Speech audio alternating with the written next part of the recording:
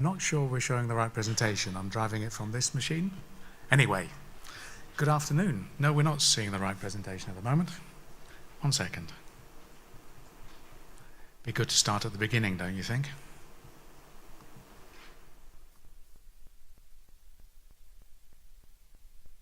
Which is here. So good afternoon, everyone. What is the future of television? That's a pretty big question to answer, I discovered as I was preparing this presentation. And the truth is, I've been hearing people talk about the future of television ever since I started working in this industry. And up to now, I've avoided entering the debate, at least publicly. But in agreeing to speak here today, as Mr. Hong put it in his invitation letter, about the driving forces behind the future of entertainment and creative content, it seems that the very least I can try to do is share some of the observations about what I see presently going on around me in the world of television. So this is my borrowed wisdom, if you like, about a fascinating, complex, and ever-changing subject. And I'd like to start with this. One of the quirks about the television industry is that it attracts a lot of opinions about what it is and a lot of predictions about it, where it should be going. And as often as not, people seem to be predicting the death of television. Just take a look at some of the headlines and some of the recurring messages of recent years. Reality television is dead. 30-second commercials are dead. Broadcasters are dead. All the established business models are dead. TV schedules are dead. Television is dead. In fact, everybody's dead except iTunes, according to the journalists, and except technology companies. Technology companies, of course, are becoming the new broadcasters. And brands. We mustn't forget brands, because brands are becoming the new producers. And content. Well, as everybody knows here, content is king. Now, if you work in television, those are pretty disturbing messages, and frankly, they're enough to scare the life out of many TV producers of my generation. So let's just take a moment to breathe and consider what this possibly means. Well, aside from the apparent ill health of the TV industry, one conclusion you can draw is that there are many external forces presently acting on television. Other industries are encroaching on TV and influencing the way the TV industry operates, which rather begs another question, which is, what do we actually mean by the word television these days? Are we talking about the medium, by which I mean the distribution technology, the box, the dish, the flat screen, and all of the rest of the electronics? Or do we mean the form, the shape of content which is intrinsically television, content specifically made for television, in shapes original to television? In other words, are we talking about the programs themselves or the object in the corner of the living room? If anything, it's become more and increasingly ambiguous these days. After all, audiences nowadays consume television content on devices other than television sets, in forms specifically suited to those devices, and at times other than when the content is broadcast. So is the future of television, in fact, the death of television? Certainly, there are many concerned individuals in the industry who question the future survival of television. But I believe we can answer that question, the future survival of television, quite simply by looking at the history of mass communication technology. As it turns out, there's quite a lot of reassurance that we can find there. Because, as has been researched by Professor Lisbeth von Zonen, who's now the Professor of Media and Communications at the Universities of Loughborough and Erasmus in Rotterdam, the only mass communication medium in history that has actually been replaced by another is the telegraph. And that, arguably, was not mass communication technology. But telegraph services did run for about 150 years before finally being replaced by the fax and by email. That instance aside, there has been no other occurrence in history. If you think about it, radio has not been replaced by television, and television hasn't been replaced by the internet. The truth is, mass communication technologies coexist, and they evolve. And they evolve at a much slower pace than many scaremongering headline writers would like us to believe. And because of this, television, both as a medium and as content, will survive and evolve. It will even survive and evolve while audience consumption behaviors change and evolve as well. So how are audiences currently using and consuming television? Well, my friend and former colleague at FremantleMedia, Claire Tavernier, who now runs her own digital consultancy called Story Tech Life, recently defined 4 consumption archetypes relating to video content. In Claire's analysis, there are the traditionalists, the social watchers, the time watchers, and the YouTubers. The traditionalists watch TV like we used to watch TV 20 years ago. They come home from work, they switch on their TV, they zap through the channels till they find one they like, and then they go and make some tea, in that order. The social watchers, they watch live TV as well, but with one crucial difference. They actively comment on what they are watching on different social networks, or even via text. Social watchers will gravitate towards TV programs that get more comments or tweets. They may even switch on the TV as a direct response to their social circle's activity. And the time shifters watch things when they want, where they want. They consume content on TVs, on tablets, on PCs, even mobile. And they tend not to browse at all. They just go straight to something they've already decided that they want to watch. And they set aside the exact amount of time that they need to watch it. And some time shifters like to stack and binge, as we call it. They wait for a whole TV series to be available before watching it all in one go. Or they simply do not have enough time in the day, so they'll save their favorite drama until the kids are in bed. There's very little social currency in time shifting, no commenting and no sharing. And lastly, the YouTubers. Well, YouTubers don't really watch TV, they watch YouTube. Sometimes what they watch on YouTube was originally on TV, although more often now it's original content. YouTubers follow specific YouTube stars, watching every video they produce. They are very social with their content, choosing to share the best of it on their various social networks, commenting actively, and even, for the most active, sending video responses back to the creators. Now the secret, of course, is that we are all a little bit of everything. Almost everyone here today, I think, has at least sampled each of these 4 behaviors. And having continuous access to all 4 behaviors is crucial to us. I'm quite a time shifter myself, but I also want the option just to turn on the TV, and I certainly want to carry on watching YouTube videos. So while time shifting is my default behavior, context will make me choose other options. For example, I'm at work, or I'm with friends, or there's an event I'm interested in on TV, or somebody has just sent me a link to a YouTube video. But does that mean that every video content strategy needs to take into account all 4 behaviors? Well, no, of course not. Some content will always be more suited to a certain type. Talent shows are very social, dramas tend to be time-shifted, and Jenna Marbles and PewDiePie, if you know them, well, they were just made for YouTube. But keeping a close eye on these behaviors and how they evolve is the best way of starting to get an idea of what the future of television might be. A complex, multifaceted content offering, addressing the needs and the desires of the audience in all contexts of their daily lives. So, if all of that lends some context to the issues of content and consumption patterns, what about the other leg of the 3-legged stool that is the TV industry, namely the cash? How are advertisers, which after all are the lifeblood of the commercial television industry, how are they adapting their strategies and their marketing spend within this context? To answer that, we need to appreciate how advertisers view the world. This is an arguably oversimplified model, but advertisers basically see the world in terms of owned media, paid media, and earned media. Owned media are the marketing channels that are directly controlled by the advertisers, such as their product packaging, retail chains, and distribution, their company website. Paid media, on the other hand, are the channels that advertisers can buy in order to reach target customers, such as television commercials, brand integration in and on sponsorship of TV shows, online inventory, etc. And then there's earned media. Earned media has become the really interesting part of the mix. This is the world of digital, of viral campaigns and social platforms. These are the channels where audiences, who after all are also consumers of products and services, this is where they also get the chance to publicly express their appreciation, or not, about the advertiser's brand. Earned media has become both the holy grail and the battleground for brands as they seek return on investment on their marketing efforts and growth for their businesses in an increasingly digital and connected world.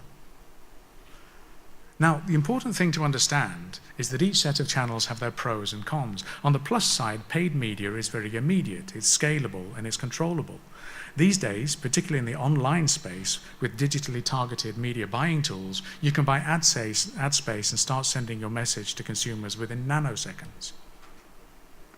But the downside is that it's relatively expensive. Response rates overall are generally in decline, and paid media has comparatively low credibility with viewers and audiences. Remember, with paid media, you're of course mostly in transmit mode. You are broadcasting, basically shouting at your audience, not having a dialogue with them.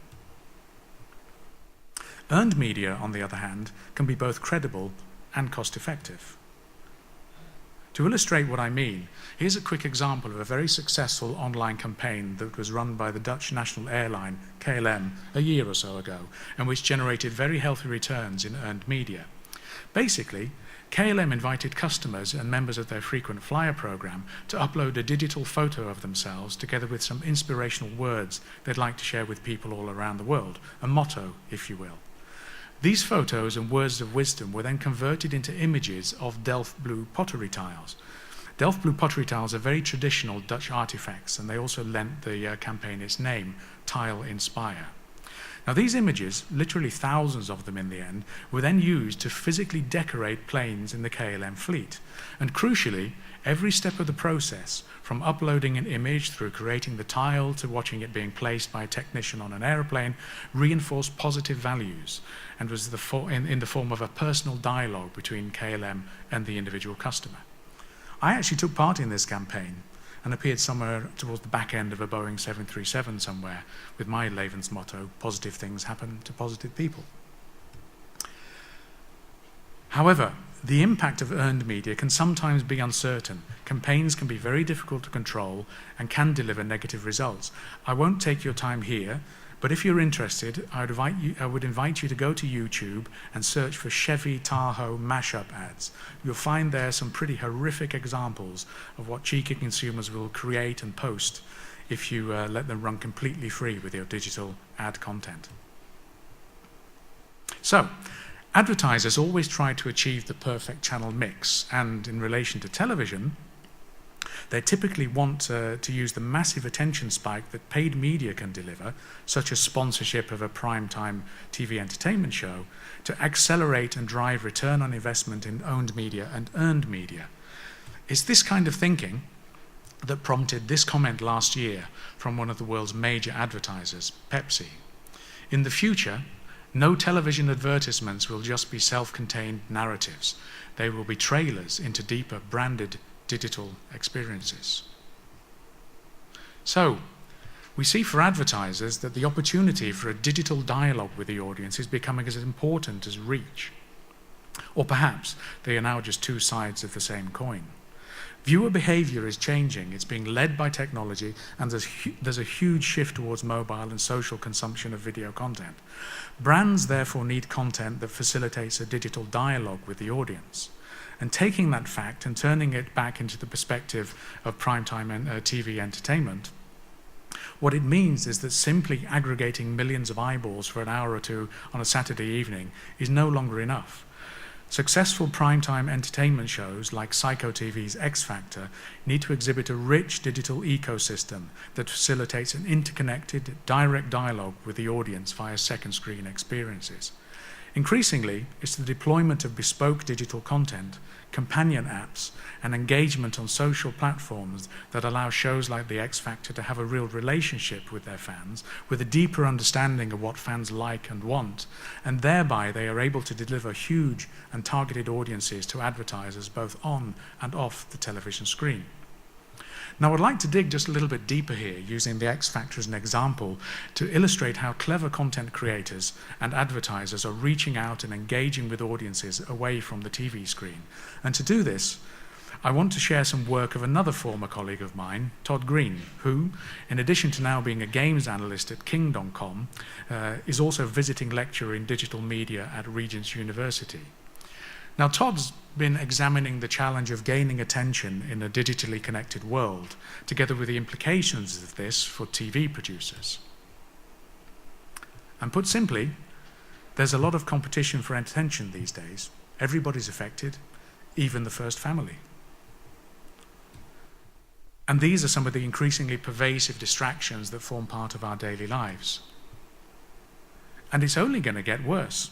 It'll get tougher if you take into account the growth in penetration rates and usage of mobile devices among younger demographics. So what's the strategy for TV producers? Todd advocates a 3-step process which content creators can use to maximize their chances of success. Firstly, measure what's happening with your content in order to inform your creative decisions. Secondly, ensure your content exhibits touch points that correspond with actual viewer behaviors. And finally, observe what your competitors do and follow best practice, because no one's found the magic formula yet, and there probably isn't one anyway. So first, the issue of measurement. In 1983, when Richard Curtis and Ben Elton co-created and wrote the globally phenomenally successful sitcom Blackadder, there was very little data available to guide their creative choices. I've been told that Ben Elton allegedly wandered the streets near where he lived in London while the show was being broadcast, and he would peer through people's windows in order to learn which bits of the show made them laugh the most. Fast forward about 30 years to now, and you can, for example, pretty much find out exactly what particular proportion of your audience tuned in or tuned out of your show at any given moment. In fact, there is now a whole plethora of available data sources for the discerning content creator and distributor. From traditional TV ratings through social platforms such as Facebook, Twitter, and YouTube, to catch-up services such as the BBC's iPlayer, or over-the-top streaming services such as Netflix, and also there's usage data from program-specific companion apps, as well as from multiple connected services like Sky or its equivalents around the world. Now, all of these sources can provide very rich qualitative and quantitative data sets before, after, and during transmission of a TV show. It's simply no longer just about the ratings. So content creators and distributors must deepen their organization's skills and capabilities in order to discover and take advantage of these insights, these data sets can offer. This is giving rise to a new profession in the entertainment industry, the profession of data scientist. Now, Todd groups the data from these different sources into 4 general types. You've got key performance indicators, tracking simple metrics such as TV ratings and online views, but there's also interactions, measuring things, for example, such as the volume of votes and tweets, and metadata, tracking deeper information about on-screen talent, actors, presenters, and the like. And of course, there's behaviors, identifying factors such as click-through rates, drop-off points, or conversions to purchase. And together, these can deliver some really crucial insights into fundamentals such as simply how much people actually watch, how engaged they are with the audience, how engaged the audience is with the content, how to improve their discovery and retention of the content, as well as what the audience is actually doing with the content they're given. And once you know this, as a producer, you can begin to address how to match actual viewer behaviors. The perennial challenge remaining, of course, that whereas we TV executives want the viewing experience to be like this, sadly, it's more often like this, or even worse, it's like this, where the TV set remains turned off, period. So what are people actually doing while they watch TV? Well, according to Nielsen, they're not really watching TV, apparently, at least not with their undivided attention. Many are surfing the net or are engaged in social media as well. They are multitasking. Now, the good news is some of the multiple tasks that they're engaged in, albeit in comparatively small proportions, do actually seem to relate to television, such as looking up metadata on talent and storylines, or joining a social network conversation about the show, or otherwise participating in the show in the form of a vote or a tweet. And if you analyze this behavior further in relation to TV content, you can conclude that multitasking viewers are basically seeking to do one of 4 quite simple things, which is to chat more with fellow viewers and fans, to know more about the show, or to watch more of what they already like, and to play more, to participate more with the show. So content creators must therefore seek to match these behaviors by creating equivalent second screen touchpoints or apps. So let's see how these kind of tactics are deployed by the producers of The X Factor in the UK, with their highly successful smartphone and tablet companion app to this weekly primetime entertainment show. Now, aside from some TV advertising and in-show promotion, Twitter is heavily deployed to draw viewers into using the app. So, for example, TV show talent such as the head judge Gary Barlow will tweet news and headlines about the production of the show, which connects to deeper stories and bonus material only available through the app. And once in the app, the user is offered a variety of ways to connect, to interact, to share and participate with the show's content, for example through quizzes and polls, the results of which are sometimes fed back live on air in the TV show, rewarding the app users with a sense of contributing to the content and giving them a heightened sense of ownership. And thirdly, there's also an element of monetization through the app, in this case through voting, which in the UK uses premium rate telephony, and also sponsorship, in this case with Domino's Pizzas. So what's actually going on here is a classic arm funnel, as they call it. The TV producers have adopted a technique already widely used in the gaming industry, where the aim is simply to acquire as many users as possible, so that they hear about and then hopefully watch the show, and then you hope that you can retain a good proportion of those users so that they watch again, hopefully with a heightened emotional involvement, so that you can ultimately monetize at least some of them, in this case through the vote and the sponsorship fees. Now, in terms of success, there's no available data yet for the current series, but in 2012 there were more than 1 million downloads of this particular app, which resulted in 4.6 million video views through the app and 10.2 million app sessions overall across the entire series. And in addition, in wider social media, the official X Factor Facebook page received 6.6 million likes, and 2.3 million Twitter followers posted 14.5 million tweets across the whole series, peaking at more than 800 tweets a second in the finale. So quantitatively, these are very significant numbers, and in some cases record numbers for a weekly TV entertainment show in the UK. But successful as the X Factor is, are program-specific second screen apps really the best solution going forward? There is mounting suspicion that this might not be the case. The truth is that second screen apps are perfect for broadcasters and producers. They offer a controlled environment. It's branded, safe, completely on message with the editorial line of the TV show. A kind of lovely walled garden of interaction, but one where the producers lay down the rules of engagement. And unfortunately, that's not what most people want. It turns out that the TV audience is less about predetermined functionality and more about open systems. They are non-linear enough to want to discuss the X Factor and, say, football in the same environment and at the same time. It turns out that smartphone users don't really want a separate app for every program. They don't even really get the concept of a single app for all second screen viewing, like Zbox. It also turns out that none of the add-ons of second screen apps are particularly valuable for users these days. They already have Twitter, Facebook, and Chrome right there on their first phone screen. They've worked out that pesky double-clicking to switch from one app to the other, so they're fine, thank you very much. And in parallel, Twitter, still in search of its eventual business model, has been wooing the TV and advertising community. Why reinvent the wheel, they ask? Your audience is already here. So I'm sorry if it looks like I moved the goalpost right at the end there. I wasn't just using the X Factor case history to build a straw man in order to burn it down. The X Factor is a great example of primetime entertainment content that reaches out and engages with its audience beyond the TV screen. The producers have a clear and deliberate social media strategy which contributes to the success of the show for its audience, as well as for its format owners, its producers, its distributors, advertising sponsors, and various commercial partners all around the world. But it also illustrates the fact that the X Factor and other shows like it must continue to evolve its content offering in order to continue to meet the expectations of its audience as their viewing behavior changes. I've reached the point I was dreading, the point where I will have to join the throng of pundits who make public predictions about the future of television. However, my prediction about the future does not foresee the death of television, quite the opposite. I predict continued evolution of television content alongside the audience's changing expectations of that same content. But it is perhaps among the producers of TV content that the greatest and most subtle changes need to take place.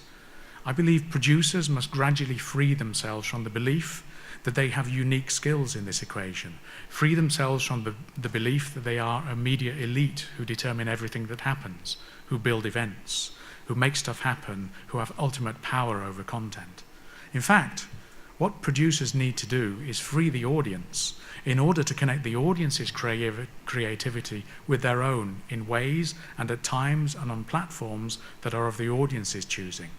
Producers must open themselves to a dialogue with the audience about their content. Welcome hacking, welcome mashing and mixing. Learn from the music industry, in fact. They almost did. TV producers must give the audiences spaces, not places, where they can connect and share.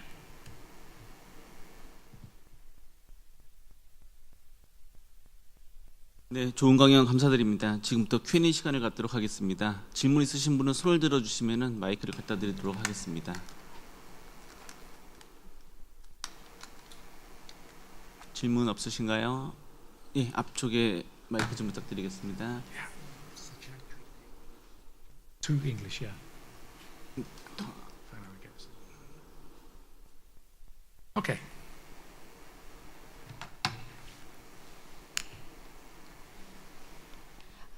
Thank you for your lesson. I want to know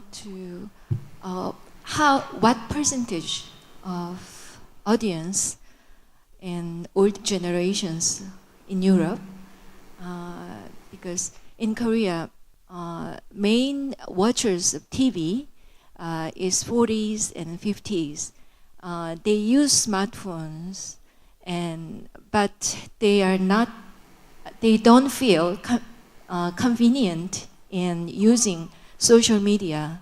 But you serve the problem of communication and sharing the opinions of TV programs through SNS, but they are not familiar with it. But do you think that old generations can get something get something to write to your success plan? I think the truth is that different demographics within the broader scale of the audience react and take different things from programs. So thinking about Claire's analysis of types of viewers, the viewing audience of the X Factor example will consist of traditionalists, which might be older people who just sit back, they have a lean back experience, and they just watch and enjoy the television program. They don't bother to vote, they don't bother to SMS. Some of them do, undeniably. We know from user data that we have in different countries, or that I have seen certainly, that you have people of all ages sending SMSs to vote. But the older the people, the general rule, the older the viewers, the less they take the trouble. And of course, the bulk of the interaction comes with younger audiences because they have a different expectation of what they can take from the program and how they want to use it. And because they might already be involved in social media themselves, they treat the program as though they are a social watcher. So while they are watching the show, they comment and they tweet on it within their social circle online. So what you tend to find is that the proportion of viewers typically who are interacting with the program tend to skew into the younger demographics, the ones with the more lean, that's the lean forward experience, as they say, and the older demographics is the lean back experience. But both are taking what they want at the same time from the same program. 네, 마이크 좀 앞으로 부탁드릴게요. 예, 온라인 시청과 VOD 시청이 늘으면서 일부 국가에서는 시청 시간이 늘어난 거로 데이터가 나오고 일부 국가에서는 시청 시간이 감소하는 것으로 나왔는데 앞으로 장기적인 추세는 어떻게 변할 거로 생각하십니까? The viewing time of VOD and online, or the viewing time of television?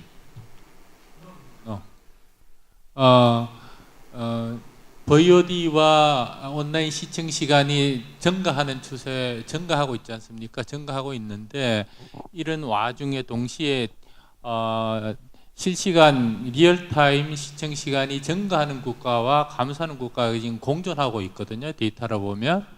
근데 미국에서는 증가하는 거로 나타나고 또 유럽에서는 감소하는 거로 나타나고 이렇게 데이터가 다르게 나타나는데 그 현상을 어떻게 보시고 장기적으로는 어떤 추세로 갈 거라고 생각하십니까? That's a very hard question to answer. And also, the data that I've seen actually doesn't quite agree with what you've said. I remember at my time at Fremantle, rather surprisingly, the corporate presentations we used to do every year in the last 5 years, when every time we looked at the data for all the markets we operated in, we found that viewership of television, just normal linear television in Europe, was going up everywhere. All the time, consistently, not by very much, it was small increments, but it would be increasing by 3 or 4 minutes a day for the markets that we were acting in. And that was so surprising, because we always predicted it should be going down. We always felt that when you were seeing a rise in consumption of television on other platforms, then surely that must cannibalize the linear television viewing experience. But the data we found, maybe it was just our research department, we're good spin doctors, but we always managed to prove that actually both markets were growing simultaneously. So in terms of the future, I think that pattern, that paradigm will continue, to be honest, for a while. And I think it's best expressed by thinking about how people how they have an increasing number of opportunities to consume content these days. I think the point is that what you'll see is more of a polarization of types of content viewed in particular ways. As I tried to describe, things like talent shows, like Korea's Got Talent, they are inherently social, and they're perfectly made to be cut up into little chunks and regurgitated through YouTube channels. But dramas, on the other hand, you see them being much, much more time shifted. I don't think in terms of aggregate number of hours that people are going to watch them less. What you see is them watching more intensely. I think there's a wonderful example of that in the great hit from Netflix, Breaking Bad, in these last couple of years. And that really showed the new paradigm of viewing for drama, which is that people do like to stack and binge. They wait, in my case, till all of the seasons were finished before I even started looking at it. And now you take a whole weekend just to have a Breaking Bad weekend. That doesn't mean that people are watching less video content. They're watching the same amount or slightly more. They're just watching it in a slightly different way.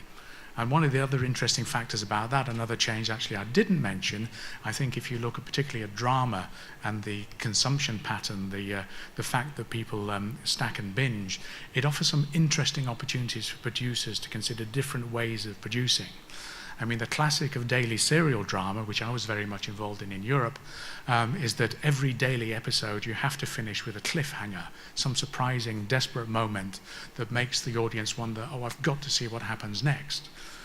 But if you transfer that to the world of online viewing, with services like Netflix and people stacking and binging and holding their whole weekend to watch Breaking Bad, you don't actually need the cliffhanger anymore. So it opens up opportunities to look at different and longer story arcs. So it creates different opportunities to make and tell stories, I think. 네, 다른 질문 있으신가요? 네, 질문이 없으시면은 이것으로 마치도록 하겠습니다. 네, 지금까지 그 좋은 강연으로 수고해 주신 마크 뉴턴 씨에게 큰 박수 부탁드리겠습니다.